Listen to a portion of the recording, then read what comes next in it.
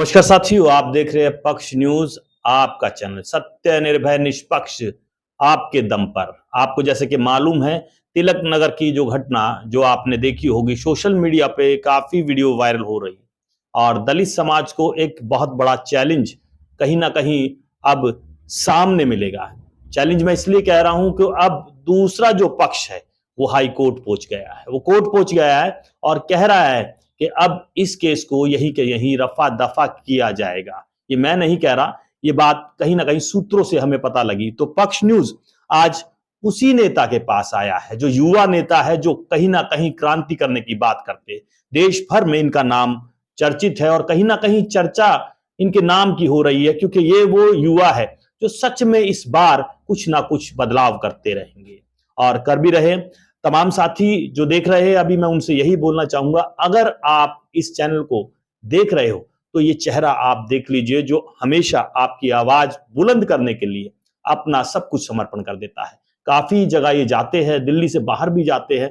तमाम वो लोग इनको चाहते हैं, जो प्यार करते हैं तो सिर्फ इसलिए प्यार करते हैं क्योंकि इनका जो समर्पण है वो समाज के लिए होता है। तो समाज के जो समर्पण इनका है उसको हम जानने आए हैं कि क्या है इनके पास, ऐसी कौन सी ताकत है जिस ताकत को ये लेकर समाज में अपना नाम कर रहे हैं। लाखन जी, स्वागत है आपका। क्या कहना चाहेंगे आप? आपका समाज कहीं ना कहीं ताकतवर तो हो, मगर ताकत के साथ अगर दिमाग सही लग जाए तो न्याय की जो कहीं ना कहीं जो उम्मीद होती है वो जल्द मिल जाती है। कैसे कहेंगे, कैसे मैं सबसे पहले पक्ष न्यूज का धन्यवाद करता हूं।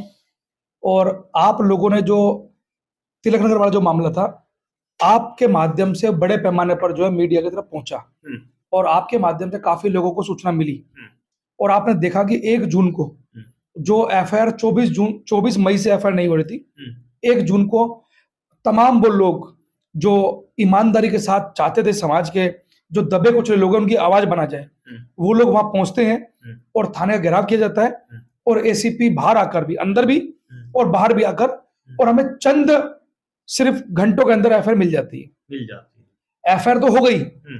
अब सवाल उठता है कि एफआईआर होने के बाद ये समाज का खड़ा है, समाज कहाँ खड़ा है। और एफआईआर जिस तरह से अभी सवाल काफी आएंगे आपके सामने, कहीं ना कहीं चुनौती है कि आप एसएचओ के ऊपर एफआईआर करवाएंगे, ये भी बात वहां चली। मैं आपको बता दूं क्लियर, एडवोकेट सूरज जी जिनसे घटना घटी थी, जो पीड़ित इस केस के अंदर, उनका सुबह मेरे पास फोन आया। उन्होंने बताया कि सर ऐसे दूसरी जो अगेंस्ट जो लोग थे, उन्होंने सूरज जी के जो मामले पर जो हमने एफआईआर सब लोगों ने मिलकर करवाई थी, उस मामले पर वो लोग हाईकोर्ट पहुंच गए। हाईकोर्ट पहुंचकर वो चाहते हैं कि ये एफआईआर क्वेश की जाए, ये एफआईआर खत्म की जाए। आप समझ सकते हैं कि वो लोग जो दिमाग में जातिवाद का जहर भरे बैठे हैं, कि देश के अंदर जातिवाद बड़े पैमाने पर वीडियो वायरल हुई है, वहां पर वो बोल रहा है, जाति सूचक शब्दों का प्रयोग कर रहा है, वीडियो है, सबूत है, एविडेंस है, सब कुछ है। उसके बावजूद भी आप ये समझ लीजिए कि वो लोग हाईकोर्ट पहुंचते हैं और हाईकोर्ट पहुंचकर वो ये चाहते हैं कि दलित अपनी आवाज कैसे उठा पा रहा है, इसकी आवाज को कैसे भी करके रोका जाए। और वो लोग हाईकोर्ट पहुंचकर क्वेश्चन की पिटीशन वो लोग हाईकोर्ट में दायर करते हैं। आप समझ सकते हैं, दिल्ली देश की राजधानी के अंदर जो हाल ही के अंदर कुछ दिनों के बाद वो व्यक्ति एडवोकेट कंप्लीट हो जाएगा, उसके साथ दिल्ली देश की राजधानी के अंदर घटना घट रही है और वो दूसरे जो लोग हैं, मनुवादी जो लोग हैं, वो इस मामले को चैलेंज कर रहे हैं। आप सोच के देखिए हमारे साथ गांव में क्या स्थिति है, गांव के अंदर कितना बड़ा शोषण चल रहा है। तो आप समझ सकते हैं कि इतना बड़ा मामला कैसे चलाया जा रहा है। ये पूरा प्री प्लान है, चाहे वो हरियाणा हो, चाहे वो यूपी हो, चाहे राजस्थान हो, चाहे दिल्ली, पूरे भारत के अंदर ये प्री प्लान काम चल रहे हैं। सरकार इसके अंदर सहभागिता सरकारों की है। वो व्यक्ति वहां पर बोल रहा है कि मेरे बड़े बड़े फार्म हाउस है, बड़े बड़े संपर्क है उसके, लेकिन आप ये समझ लीजिए कि उन्होंने आज इस मामले को हाईकोर्ट पहुंचा दिया है। और मैं आपके माध्यम से बोलना चाहता हूं, एडवोकेट सूरज जी या तमाम लोग, मैं आप लोगों को बता दूं, मैं लाखन सिंह इंडिया दलित फोरम का राष्ट्रीय महासचिव और राष्ट्रीय झाड़ू मंच का राष्ट्रीय अध्यक्ष, मैं आपको बता दूं कि हम लोग आपके साथ खड़े हैं, इस समाज के साथ खड़े हैं। हमने सूरज जी को तुरंत जैसे सुबह फोन आया, हमने उनको आश्वस्त कर दिया कि आप बिल्कुल चिंता ना करें, आपके हाई कोर्ट में खड़े होने के लिए इंडियन दलित फोरम की तरफ से, राष्ट्रीय झाड़ू मंच की तरफ से आपको फ्री ऑफ कॉस्ट एडवोकेट वहां प्रोवाइड होगा। जैसे कि आप बोलते हो रोड से लेकर कोर्ट तक। हम बोल नहीं रहे हैं, हम करके दिखा रहे हैं। लोग बोल देते हैं कि रोड से कोर्ट तक, लेकिन जब मामला कोर्ट का आता है तो वो लोग दुम दबा के भाग जाते हैं। लेकिन आप लोग गुजरात वाला मैटर देख लीजिए, ये तमाम वो मैटर जो हमारे पास पहुंचे, हम लोगों ने मामले को रोड से कोर्ट तक न्याय दिलवाने की जो पहल है, कोर्ट हमने वहां पर जाके लड़े हैं उनको लोगों अच्छा, के। इसमें तो कहीं ना कहीं आप ये देखिए, अगर कोई भी नेता, प्रधानमंत्री कई दलितों के खिलाफ कुछ बोल भी देता है तो तुरंत माफी मांग लेता है, मगर ये जो व्यक्ति है ये कुछ अलग है।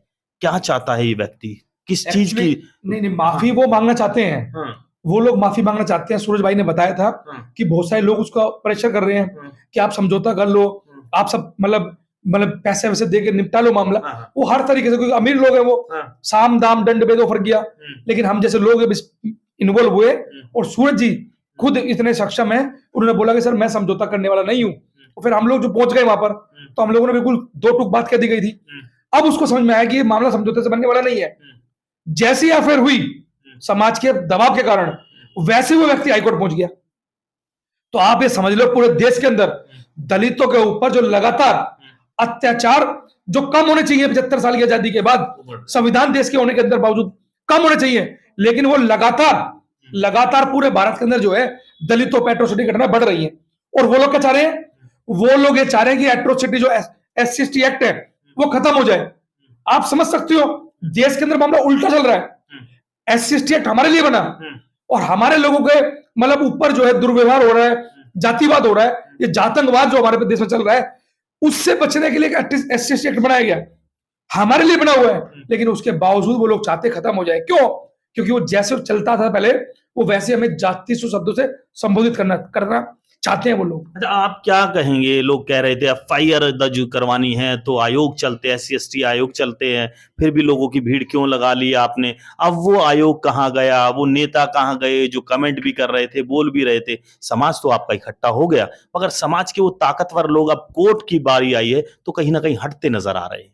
देखिए, मैं आपको बता दूं, जो SC कमीशन है, SC कमीशन SC की आवाज को बुलंद करने के लिए, लेकिन आप ये बात को समझ सकते हैं कि आप तमाम पूरे देश के अंदर, आपने दिल्ली महिला आयोग देखा होगा, दिल्ली महिला आयोग के अंदर घटना घटते कहीं पर किसी महिला के साथ उत्पीड़न हुआ, तो वो जो महिला आयोग है वो मौके पहुंच जाता है, वो मौके पहुंचकर सुमोटो लेता है, स्वतः संज्ञान लेता है, और संज्ञान लेकर उस मामले को हाईलाइट करता है। जैसे दिल्ली के अंदर जो स्वाति मालीवाल जी थी, जब अध्यक्ष थी, तो उन्होंने पूरी दिल्ली के अंदर बड़े पैमाने पर जो है महिलाओं के लिए मतलब एक तैयारी करी।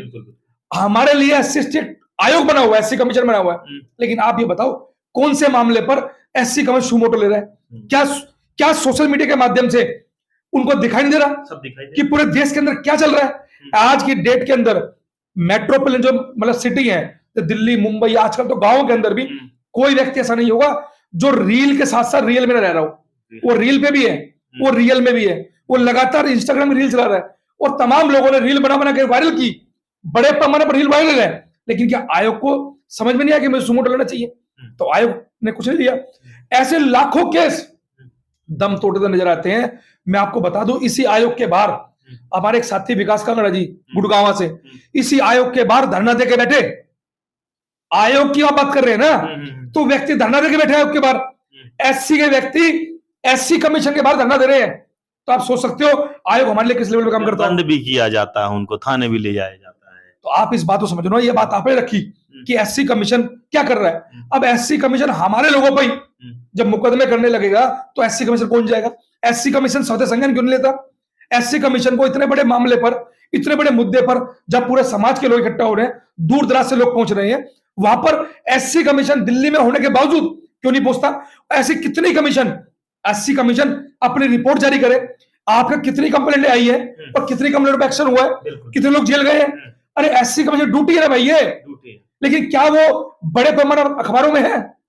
क्या वो जानकारी में है? बहुत से लोग तो ऐसे हैं इस देश के अंदर कि अभी उससे SC कमीशन के बारे में जानकारी भी नहीं है। जानकारी नहीं है। और जैसे कि आप अभी बोल रहे हो विकास जी का मामला है, मगर यहाँ जो तिलक नगर ACP जी साहब जो आए थे, वहाँ जो उनकी जो भाषा शैली थी, आपने देखा होगा, वो आपके हाथ से वो FIR की वो छीनते हैं और समय को कहीं ना कहीं बोलते हुए देखते हैं। वो कहते हैं कि भैया इसको मैं कर दूंगा, समझे, नहीं, मैं कर उसके दूंगा। मैं उसके इस बारे बारे में क्या मैं उसके कहेंगे, बारे वो किस लिए ऐसा नहीं, शब्द नहीं, बोला? ऐसा कुछ नहीं था। हाँ। एक्चुअली क्या हुआ था, हमारी अंदर सारी बात हो चुकी थी। अंदर उन्होंने एफआईआर के लिए कमिटमेंट हमें को दे दी थी। अच्छा, उसमें एसएचओ पर भी कार्रवाई करने की बात नहीं, हुई? नहीं, एसएचओ पे कार्रवाई करने की बात ये थी कि जो व्यक्ति सूरज है, हाँ। जो पीड़ित है, क्योंकि पुलिस ने एक्शन समय पे नहीं लिया। एससी एसटी एक्ट के अंदर प्रावधान है कि अगर हमारे पास अत्याचार चल रहा है, हम आपको सूचित कर रहे हैं विद एविडेंस, उसके बावजूद आप एफआईआर नहीं लिख रहे हो, तो आप समझ सकते हैं इस बात को कि जो मैटर एससी एसटी एक्ट पे डिले करने के लिए नहीं है, एससी एसटी एक्ट डिले करने के लिए नहीं है, वो मैटर पुलिस द्वारा एक मतलब पूरे संयुक्त तरीके से हमारे मामले को, दलितों के मामलों को पुलिस को सांप सूंघ जाता है। तो ऐसे मामले पर पुलिस पर कार्रवाई बनती है, बिल्कुल बनती है। तो आप करवाएंगे? बिल्कुल। क्या करवाएंगे? हम ये चाहते हैं, जो एडवोकेट सूरज जी है, अगर एडवोकेट सूरज जी हमारे को, जैसे उनसे बात हमारी लगा चल रही है, जो भी एससी एसटी के अंदर प्रावधान है पुलिस वालों के लिए, हम लोग उनके साथ खड़े होकर उस एक्शन के लिए हम तैयार हैं आप? बिल्कुल तैयार है। अच्छा, और आप ये बताइए, अब जो सूरज जी है वो क्या कह रहे हैं आपसे? कहीं उनको धमकी आ रही है, या फिर कोई कहीं डरे हुए है, या फिर वो आगे भी इस लड़ाई को लड़ेंगे? आपको उनकी तरफ से क्या मिला है? नहीं, मेरी आज ही दोबारा बात हुई सुबह, तो उन्होंने मुझे बताया कि वो लोग हाईकोर्ट चले गए, जैसे बताया मैंने आपको। ना वो धमकी आ रही है, ना वो डरने वाले व्यक्ति है, ठीक है ना, निडर है, साहसी है, वो डरने वाले व्यक्ति नहीं है, और ना वो डरेंगे, क्योंकि उनके पीछे हम लोग खड़े हैं। अच्छा, आप मुझे ये बताइए, तमाम संगठन वहां पहुंचे थे, आपका जो दलितों का जो आंकड़ा है दिल्ली में, तमाम लोग आपको जानते भी है, मगर यहाँ कहीं ना कहीं आपके समाज के लोग ही आप पर ध्यान नहीं देते। कौन है वो लोग जो समाज की ठेकेदारी लेके तो बैठे, मगर समाज में आप जैसे युवा को नीचे उतरना पड़ता है? नहीं, देखिए, मुझे उससे फर्क नहीं पड़ता, मेरी अपनी ड्यूटी है, मेरी सामाजिक ड्यूटी है। मैं समाज के अंदर रहकर इस लेवल पर जो घटनाएं घट रही हैं, मेरी ड्यूटी है मैं उसके अंदर आवाज उठाऊं, और मैं उसके अंदर आवाज उठाता हूं। मुझे किसी से कोई लेना देना नहीं है, कोई क्या कर रहा है, क्या संगठन से, मुझे कोई फर्क नहीं पड़ता। वो सब मेरे भाई है, मेरे दोस्त है, मेरे मित्र हैं। लेकिन समाज की बात होगी, मैं रोड से लेके कोर्ट तक मैं उतरूंगा भी, आंदोलन करना पड़ा आंदोलन करूंगा, जेल जाना पड़ा जेल जाऊंगा। मैं समाज की आवाज को दबने नहीं दूंगा, ना बिकने वाला समाज में तैयार करना है। अच्छा, आप मुझे एक चीज बताइए, एक नारा वहां कहा जा रहा था, एक नारा चल रहा था कि जब जब मोदी डरता है पुलिस को आगे करता है। इस नारे में क्या सोचते हो आप, कैसे नारा बना है ये? देखिए, इस नारे के अंदर ये खास तौर पे जब दलित इकट्ठा होते हैं, चाहे वो कोई हाथरस मामला हो, नांगल का मामला हो, गोहाना हो, बगाना हो, या सहारनपुर बुलंदशहर का मामला हो, या जींद का मैटर हो, तब हमारे मैटर पे मामला आता है तो पुलिस कार्रवाई नहीं करती है। जैसे हम लोग आगे बढ़ते हैं, इकट्ठा होते हैं, तो पुलिस डंडा लेके पिटाई करने की जरूरत रहती है। अगर इतने ही पुलिस वाले इकट्ठा होकर हमारी एट्रोसिटी के मामले पर अगर वो संज्ञान ले ले तो मामला बन जाए, तो जो मोदी है, मोदी कोई वो नहीं, हम प्रधानमंत्री की बात कर रहे हैं। प्रधानमंत्री जो भी होता है देश के अंदर, उसके अकॉर्डिंग पुलिस जो कार्रवाई करती है। तो हम लोग बोलते हैं कि जब जब मोदी डरता है, मतलब जब से इकट्ठा होते थे वो डरते हैं, तो पुलिस को आगे कर देते हैं कि लठ मारो, डंडे मारो, कुछ भी करो। तो ये नारा इस तरीके से हम लोगों ने डरते क्यों हैं? कहीं ना कहीं आप उनसे कुछ चीज मांग रहे हो या छीन रहे हो, सब कुछ आपका है, इज्जत आपकी जा रही है, नीलामी आपकी हो रही है, शोषण आपका हो रहा है, और फिर भी मोदी आप तक आवाज पहुंचाती है आपकी, और फिर मोदी डरता भी और पुलिस को आगे करता, आप डर भी जाते हो। वो डरते इसलिए हैं कि जब तक हमारा सिंगल व्यक्ति होता है, जब सिंगल व्यक्ति जाता है कंप्लेंट लिखवाने, तो पुलिस वाले नहीं लिखते। लेकिन जैसे ही वो आवाज समाज को लगाता है और समाज उसकी आवाज में इकट्ठा होता है, तो पुलिस से लेकर प्रशासन से लेकर शासन तक सबके हाथ पैर कांप जाते हैं कि इतने सारे लोग, लोकतंत्र के अंदर लोगों की ताकत है। जैसे लोग इकट्ठा होते हैं, वैसे एमएलए, एमपी सब सक्रिय होते हैं कि हमारा बहुत बड़ा वोट बैंक है, दलित वोट बैंक, वो छिटकड़ा है, वो सच्चाई जान जाएगा, उससे पहले की मदद करो। तो पुलिस जो है वो हमें रोकने काम करती है। ये सदा से दलितों के मामले पर, आप दलित अगर अत्याचार कर दे तो आप समझ लो पूरे गांव का गांव बंद होता है, हमारा पूरा गांव का गांव पीटा जाता है। लेकिन क्यों? क्योंकि हमारे लोग गरीब हैं, हमारे लोग दलित हैं। लेकिन जैसे अगर दलित के ऊपर अत्याचार हुआ तो पुलिस सामने वाली पार्टी के साथ खड़ी हो जाती है, सामने वाली पार्टी के साथ खड़ी होकर उनको ताकत और हिम्मत देती है। यहाँ लग रहा है आपको सूरज को ताकत पुलिस दे रही है? देखिए, वो व्यक्ति पुलिस वाले के साथ खड़ा है, वो बोल रहा है मेरी बड़ी पहुंच है, मेरे हरियाणा में फार्म हाउस है। भाई हमारे तो कोई फार्म हाउस नहीं है, हमारे कोई पेट्रोल पंप नहीं है, वो उन लोगों के ज्यादा है। तो वो लोग बड़े पैमाने पर पुलिस को ऑफर दे रहे हैं कि आप इस आंदोलन को मुकदमा करने की जरूरत नहीं है, आप इस मामले को चलाइए। वहां एक पुलिस वाला भी कह रहा था कि कर लो क्या करना क्या है, जाओ थोड़ा वो तो चलोगे, तो वहां कुछ तू मैं चालू हो गई थी, क्या कहोगे इस बारे में? देखिए, मैं इस बारे में बताना चाहूंगा कि कानून का राज है, ये लोकतंत्र है, राजतंत्र नहीं है। लोकतंत्र के अंदर हमारे अधिकार सुनिश्चित है, हमारे फंडामेंटल राइट है।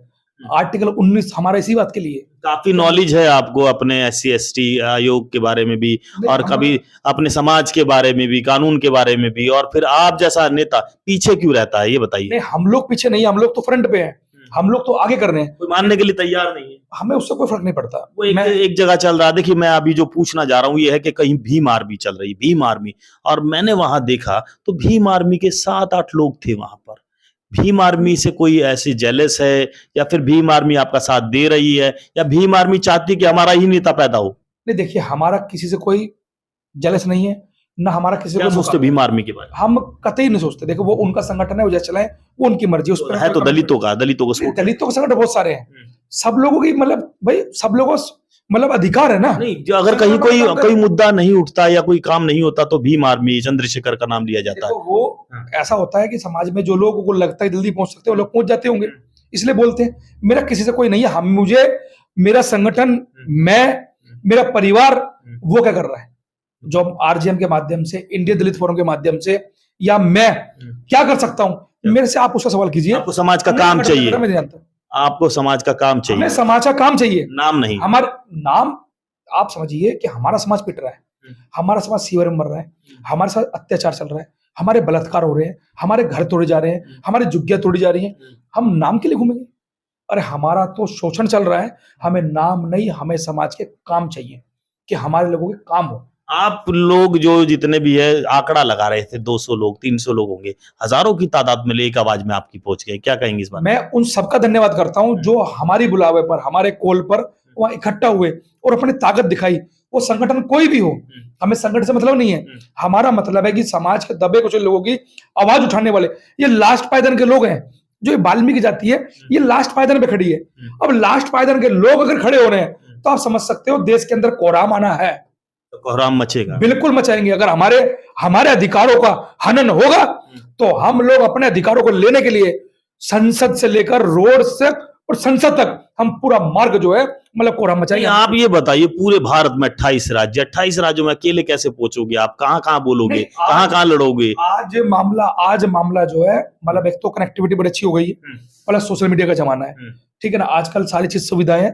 हमारी पूरी कोशिश है, आप तो 28 राज्य की बात कर रहे हैं, हम पूरे वर्ल्ड की बात करने वाले लोग हैं। हमें, ये भारत बड़ा छोटा देश है, हमें कोई फर्क नहीं पड़ता, पूरे देश पहुंच जाएंगे। लोग तैयार होंगे, लोग जुड़ेंगे।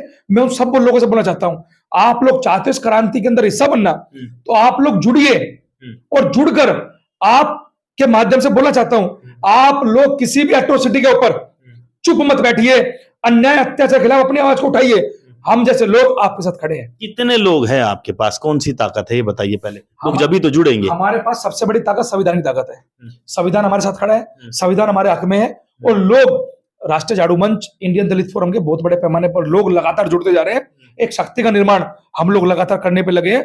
आने वाले समय के अंदर आपको वो शक्ति जल्द, जैसे आपने देखा भी, ऐसे बड़े पैमाने पर एट्रोसिटी के खासतौर पर मामले पर हम लोग आपको दिखाएंगे। अब सूरज जी के मामले पर पुलिस पर भी कार्रवाई होगी, डर बैठेगा पुलिस के अंदर, उस पुलिस के अंदर के जहां कहीं ना कहीं भ्रष्ट पुलिस अधिकारी बैठे। मैं आपको आश्वस्त कर दूं कि हम लोग जो लीगल फाइट है सूरज जी की, और जो कमियां खामी रही पुलिस की तरफ से, हम उसके खिलाफ भी एक्शन लेंगे, ये तय है।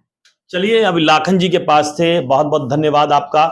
इस वीडियो में आपने देखा कि जो इतिहास जानता है वो इतिहास रचता है। लाखन जी और लाखन जी के साथ पूरी टीम कहीं ना कहीं अपने समाज को जिताने निकला है। जो समाज हारा हुआ था और हारने के बाद कहीं ना कहीं उसका शिकार बनाकर जो शोषण करता, जितने भी तमाम लोग बड़े बड़े पदों पर बैठते हैं, उनके लिए बड़ी बड़ी चुनौती बनकर एक ही शख्स उतरा है, जिसका नाम आज आपके सामने है। ये वही चेहरा है जो हर राज्य की लड़ाई अकेले अपने उन साथियों के दम पर लड़ता है, जिन साथियों ने बीड़ा उठाया इस समाज को कहीं ना कहीं वो हक दिलाने का। तो आप क्या सोचते हो इस वीडियो को देखकर, जानकर, इस कमेंट बॉक्स में जरूर लिखना, और अपने चैनल को सब्सक्राइब करना।